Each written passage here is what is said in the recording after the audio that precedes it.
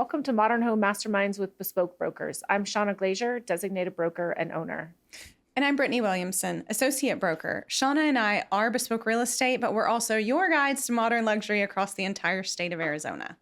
Each week, we chat with masterminds shaping the modern spaces. Do you want to get a behind-the-scenes look at your design build team's processes? Well, open communication and teamwork will lead you to that successful project.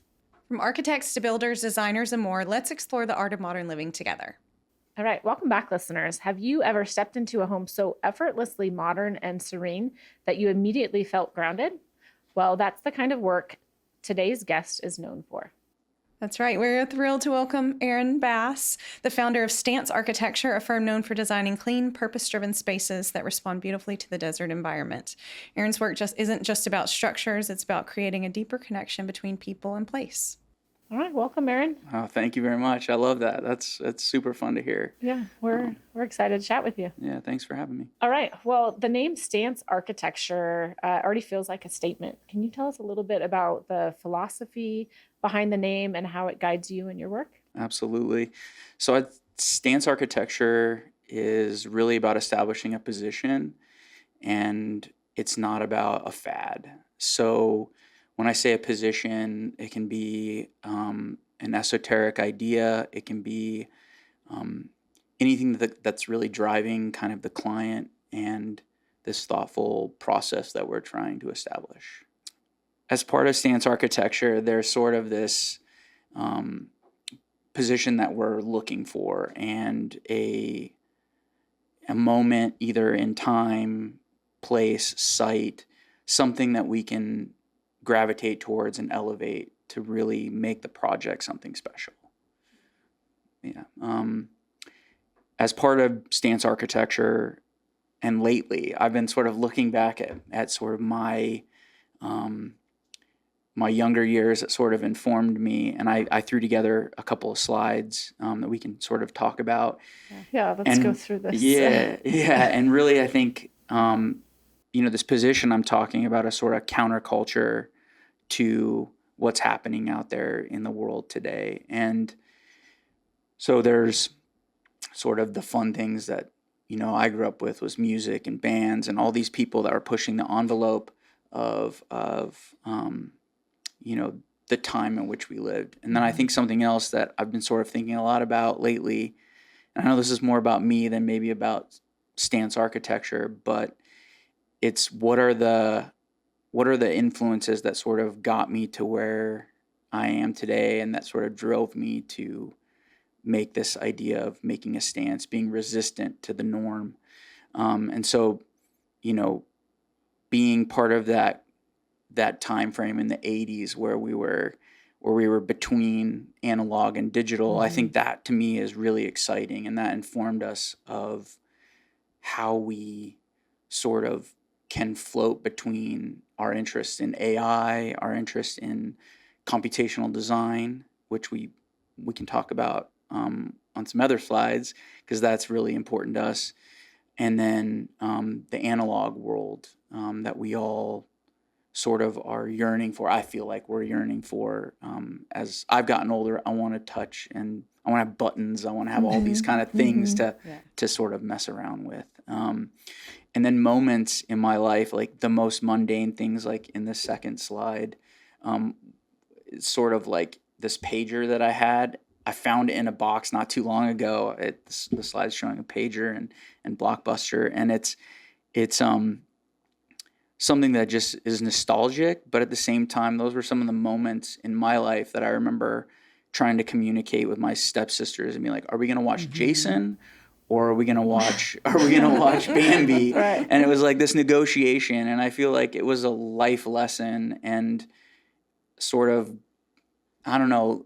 taught you to work with people. And I think in architecture, and that's sort of a long way to say, it's our ability to work with all types of people, clients and contractors, and maybe sometimes get stuck watching something you don't want to watch, or Absolutely. building something and listening to the client and doing something maybe that it's not your first choice, but making lemonade is a lot of what we do. I mean, there's a lot of communication on, but I learned from a mentor very early that honestly, like at the end of the day, when the client comes to you and they say, hey, we have this thing that we really want to do, and it forces you to sort of think outside your norm and then come up with something that is way better than you possibly could have thought about. At least that's where we've seen that happen countless times now.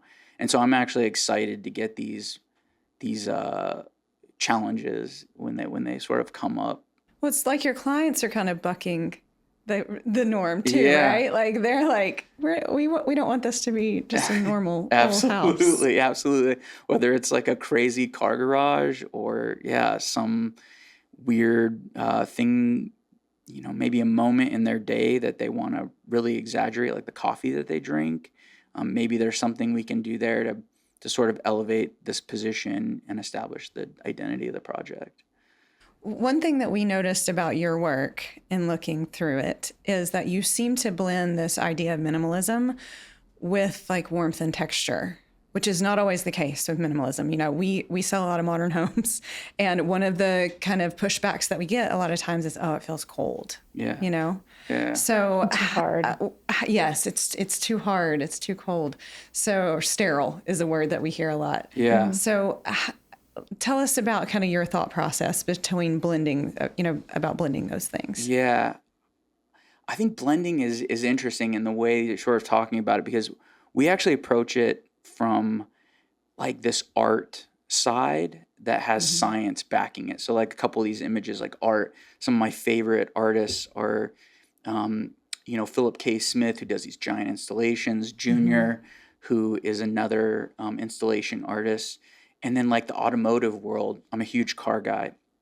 And that, again, those are like art mixed with science and structure and those sort of things. So how do we take this understanding and then sort of make it for the person and like really engage the body and engage materials in all these ways where they're doing so many things all at once, and they're making the experience just so much more elevated. So whether it's as simple as putting concrete, like sandblasting it, to make it feel like a weathered ruin, like we're doing that on a house right now that we're building, or To make it feel like what? to make it feel like a ruin. Really? Yeah, like we're increasing the texture like almost as much as we can, so it feels like it's been there for 50 years already. Oh, that's cool. Yeah. And that idea of time, right? And like, how does a home exist in time and space where it's just sort of like you're transported when you come home. There's also another piece that we look at, and we look at like, how does the home contain space? Like, is it light? Like, we'll approach it where light and form is so much more valuable to us and to a client, where it doesn't cost money. Like form and space and light are free.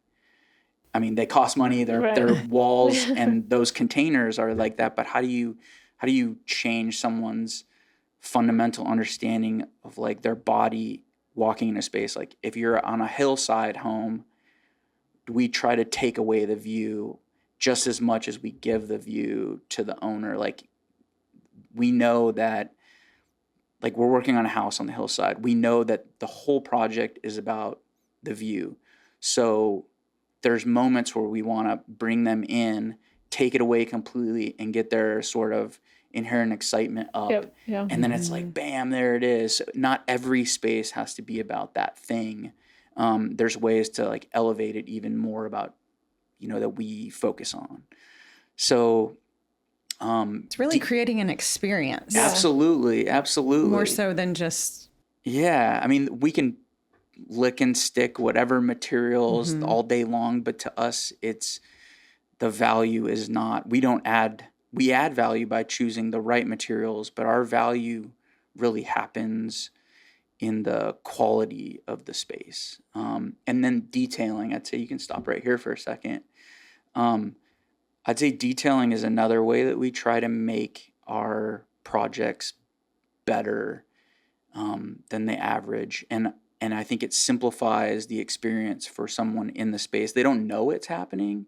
And I think a lot of really talented architects, they do this, they just don't say it. And like when your eye is touching on all these surfaces and it's become pure from like imperfections or intrusions, like your eye gets to look straight out on the ceiling to outside and there's not a beam that's interrupting your eye, it sort of like creates a calmness. Mm-hmm. And I think that that's something we strive to do, and some of the people that I've learned from have taught me Mm-hmm. how to do those things. And the detailing, like the way that the little things interact, all sort of make this holistic. Yeah, but it's the approach. chaos behind that piece, the chaos to I get all those connections yes. hidden. I know.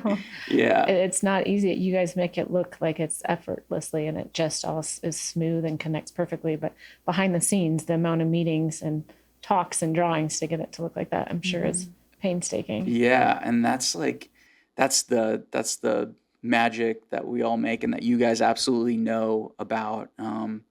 It's fun, but it's also, I think, why I wanted to come on these sorts of podcasts and things, because a lot of clients don't understand that to have something very simple, it takes so much effort, and so many very cool people. If you would you go back to a slide? It's up at the top. Keep going. This slide right here. And I put this slide as just the people kind of,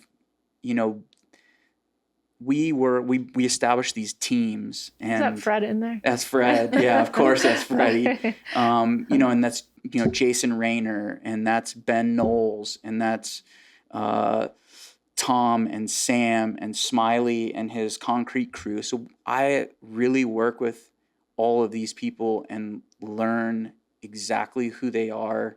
We have crazy conversations every day about all of these projects. And that is another value that I think the client needs to realize that we're bringing to these projects. Like, we have these immense relationships, and I mean, I love all of these people. Yeah, It's so you can cool. feel it. I feel it. So it's a collaboration with you, and you're getting your network when people hire you. Yeah, and it's not. We're a very small practice, right? We've gone from we've been 4, we're down to 2. We sort of fluctuate in that region, but we try to operate way above our fight class. Like, we're doing hotels. I mean, we just did 49 villas for a hotel. We're doing commercial buildings, but it's all because of like these people. The team. Yeah. Yeah, I think it would be good maybe just to share with our listeners how you approach like a residential custom home from like very beginning to final walkthrough. Like, what does that process look like? Yeah. So what we do is I was talking about sort of establishing this position. And so what we do is there's sort of 5 phases of architecture. And at the beginning, we work in a way to really create guidelines and rules. And we call them inputs. And it's a series of rules that we create to guide this whole process to the end. And so for us, it's important to show people that, and just in these slides, this is just like a chunk of it. Usually our decks are a few hundred slides. There are a few hundred pages of information and research and due diligence and design philosophy that we end up creating to make the checks and balances for the project to get to the end. So this project was called Aperture House. And so the big idea is very simple, and this is a really good one to understand. You can go to the next slide. And really, we're on the hillside in Camelback, so you know that the whole project is going to be on this view of all of City of Phoenix. This is a really good one to get your head around. And we start way, way out for this one. And, we're looking at South Mountain, we're looking at Four Peaks, and we sort of zoom in a little bit and to understand what are our sort of proximate markers for this project. And from our site, we can establish these corridors of like Papago Park, City of Tempe, the airport in downtown Phoenix.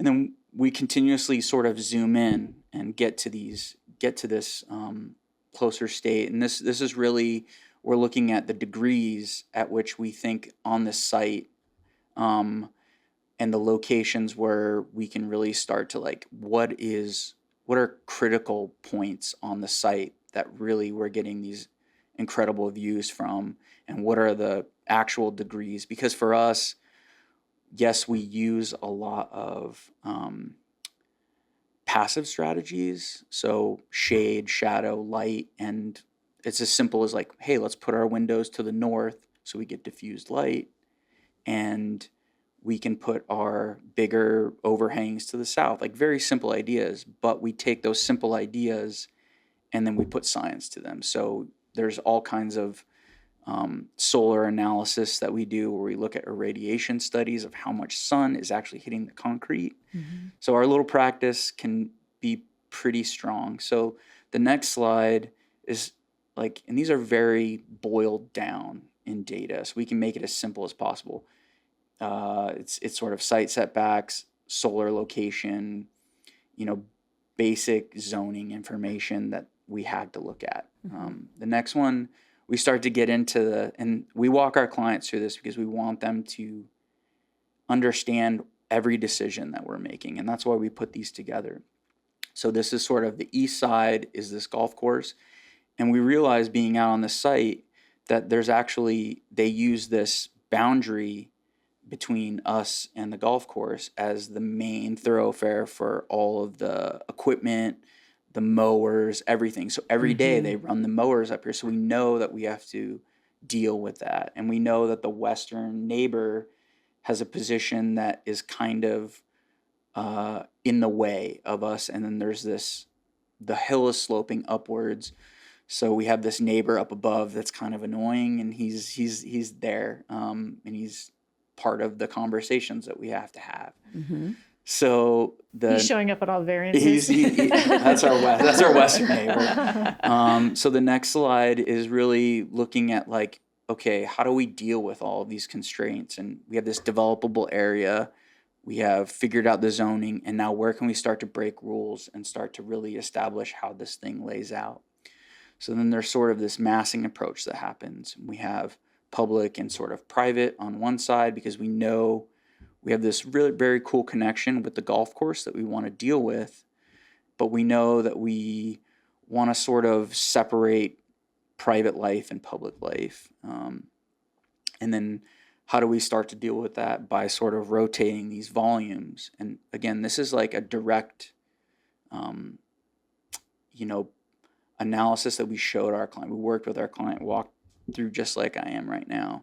So we sort of rotate these volumes, and then we get up to this sort of, oh my gosh, now we can screen the sound from the golf course, we can screen the views, and now we can have this intermediate sort of protected space that becomes sort of this public connection. And then there's our fine-tuned adjustments that happen based off of those original corridors that we started to look at.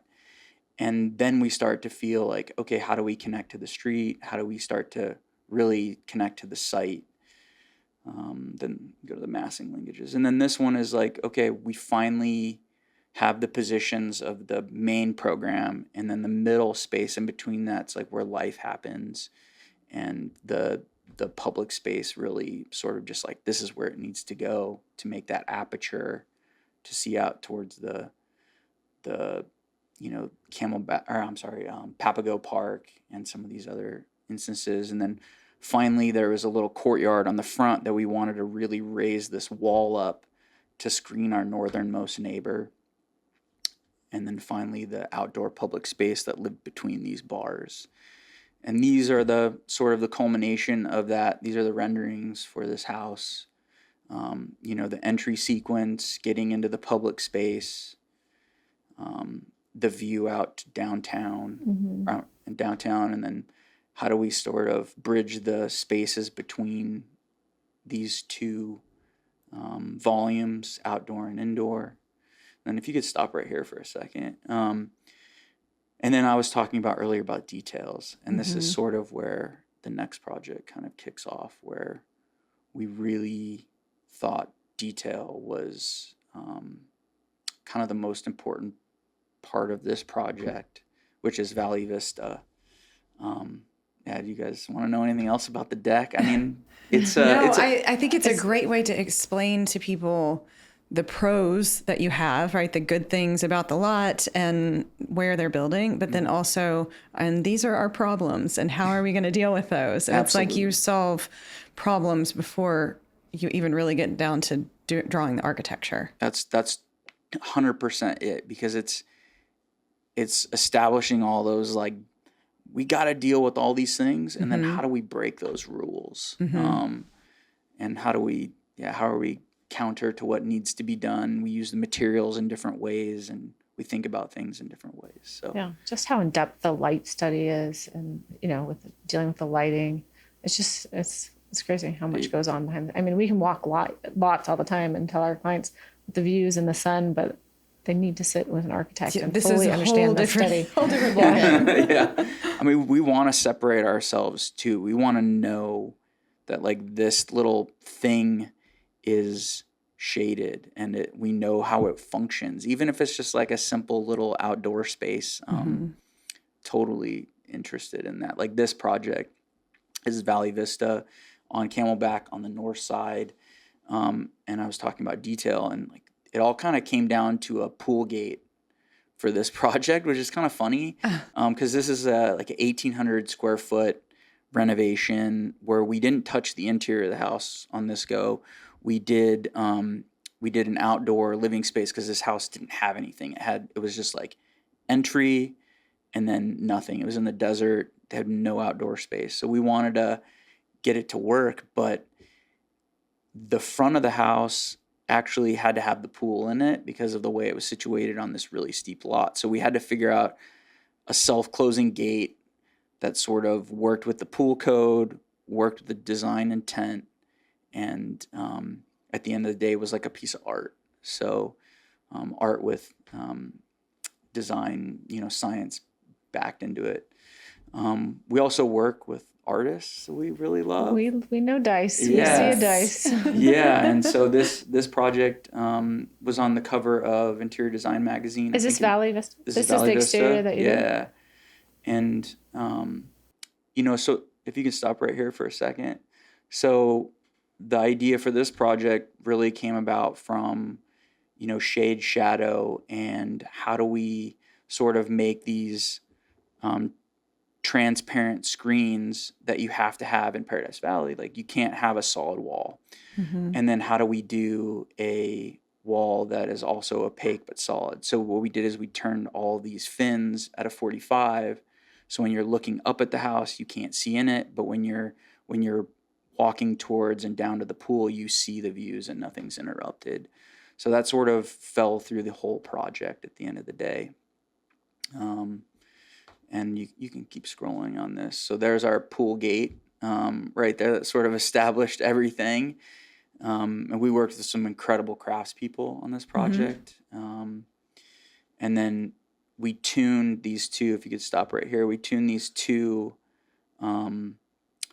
shade structure. We call them shade pavilions in this project. One for the cars that was up high and one that was down low at the pool to allow for maximum shade during the day and minimum during the summer, so we could get winter, so we get a really nice space during the winter time. And they have a couple fireplaces out here in this project, 3, and then they have this beautiful pool that we put in, and the structure and the fireplace and everything sort of work together as one.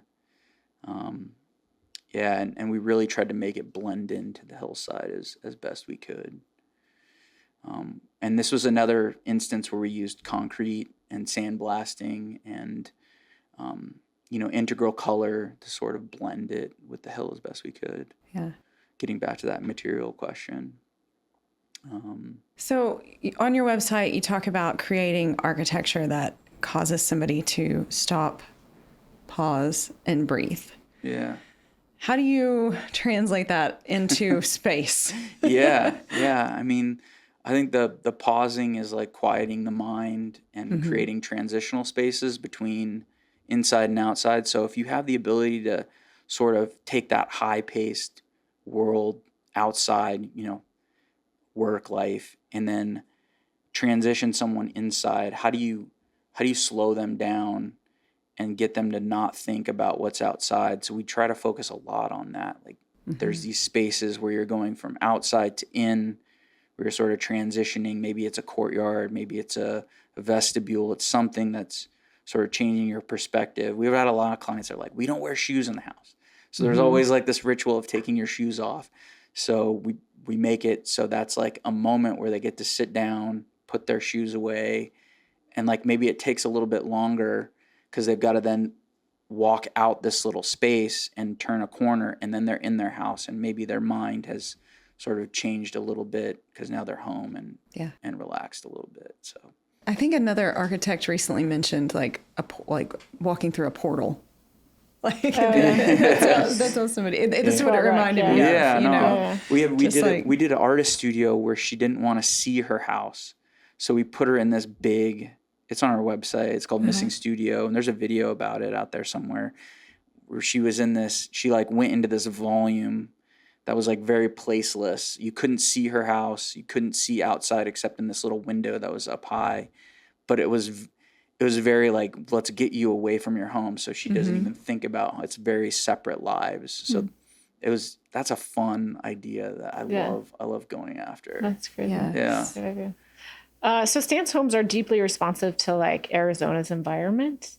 Are there any like materials or textures that you find yourself continually drawn to? Yeah, I mean, I've talked on concrete. Yeah. That's something I think Arizona, I mean, it just works in our desert so well, and the mass and the thermal properties of it, and the way it sort of blends. There's also the glass. I mean, I think we all sort of love having these big expanses of glass used in appropriate ways, but it definitely allows that desert lush. I say lush desert landscape because I think the desert is lush. People just don't realize it until you have to like go walk up a hill without a path. Yes. And then you're like zigzagging around. So wherever we could bring that desert landscape into the house through those glass openings, I think is really fun and appropriate for our landscape. Yes, and termites can't do anything with concrete glass. Yeah, exactly. And steel, I mean, we like them. Steel is just, I mean, we have that.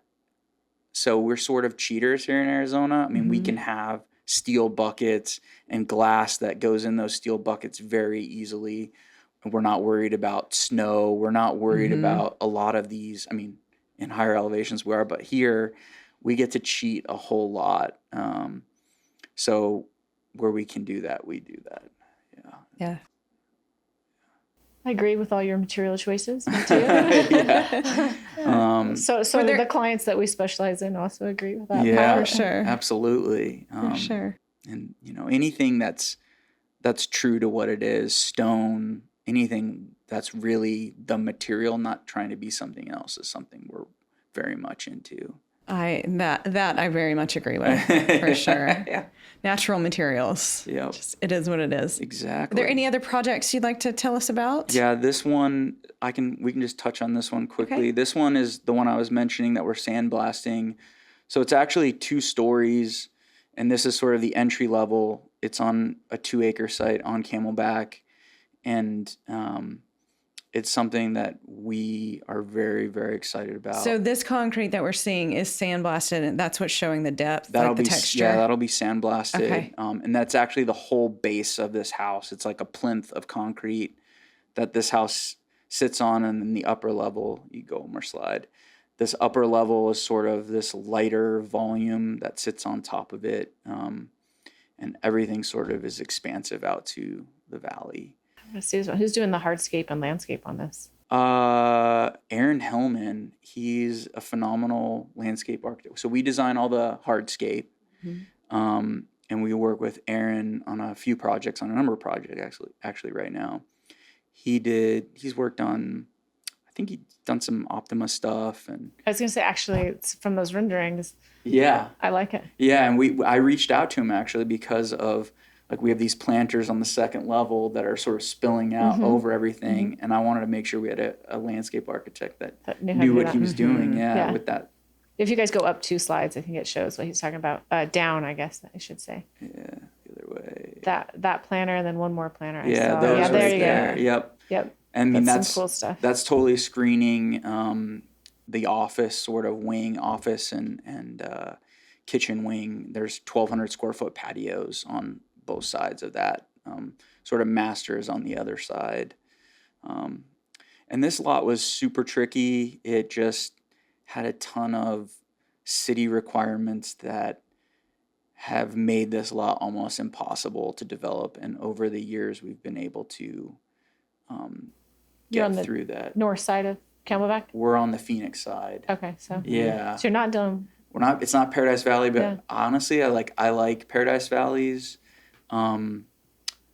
approach because at least you know What the exactly rules what are. you're getting into. Yeah. I feel like a little. We're Phoenix is getting better, but it's been this project has really pushed us to the edge. I think we just had a speaker at Luxury Home Tour that mentioned that. He was talking about Paradise Valley's Hillside Committee and how it's so much more clear what you can and can't do. Yeah, it's tough. It's really tough, but it's still clear. Yeah. So, and then like this next slide of the stairway, we really, this is sort of where we get into the computational stuff, the math stuff, where we try to figure out some geometries that pull your eye in certain ways. Like the stair actually pinches down at the landings to sort of pull you up it, and at the top it sort of does the other way, so it's pulling you down the stairs to get you sort of out this window that looks up at Camelback. The next couple of projects I just threw in here, they're a couple multifamily projects we've won awards on. This one is, and it was in a historic approach. It was sort of our interpretation to sort of the porch and how having this like big slider right here in this image sort of allows you to be on this porch of like in the 30s, we built all these post-World War II homes that had these porches on it that you could go out to. And was coupled with a 1930s house that was on site that was like the 10th unit for the project. And more details and color and the fun. And this sort of last project I did include, and you can stop here on this one. This is our, we understand from the point of clients, and we also understand from the viewpoint of developers, because we're working to elevate our own practice by putting our money where our mouth is. And this was a project we just finished. This is my current studio and most recent development project. And so we call it the veil because it's this material that is modest and sort of respects history and the thing that's behind it. And so this is this is a old building that we sort of just renovated and screened with this skin to allow light and air to come through. So during the day, it's very cool. transparent on the inside, but on the outside, it's this very opaque thing. And then last slide is our studio. Oh yeah, I forgot I threw this in here.